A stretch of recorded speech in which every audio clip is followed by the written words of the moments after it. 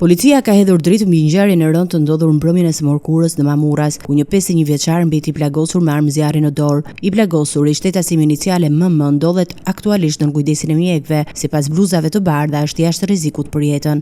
Pas hetimeve të kryera nga shërbimet e Komisariatit Policisë Kurbin, në bashkëpunim me Drejtorinë Vendore të Policisë Lezhë, janë identifikuar dhe shpadhur në kërkim dy shtetas, Roeni Noka dhe Oligert Ndreca, të dy 18 vjeç. Sipas policisë, ata dyshohet se e kanë plagosur 51 vjeçarin me armë zjarri për motive të dobta dhe janë larguar menjëherë nga vendngjarja. Burimet hetimore bëjnë me dije se ngjarja ka ndodhur në rrugën pranë banesës së të plagosurit, i cili kishte pak kohë që ishte kthyer nga Anglia. Konflikti dyshohet se ka nisur pas një debati verbal, pasi 51 vjeçari ka kërkuar njërit prej autorëve të dyshuar të lëvizte me kujdes me automjet në zonën pranë shtëpisë së tij. Pas këtij momenti, njëri prej të rive dyshohet se ka nxjerrë armën e zjarrit dhe e ka qelluar 2 herë në drejtim të 51 vjeçarit, ku një prej plumbave ka goditur në dorë. Pas së shtunave, autorët janë larguar me automjetin nga vendi i ngjarjes. Automjeti i përdorur për t'u larguar është gjetur më vonë në banesën e njërit prej të dyshuarve dhe është sekuestruar nga policia në cilësinë e provës materiale. Ndërkohë, forcat e rendit vijojnë kontrollit dhe veprimet hetimore për kapjen e dy të rinjve dhe dokumentimin e plotë rrethanave të kësaj ngjarjeje.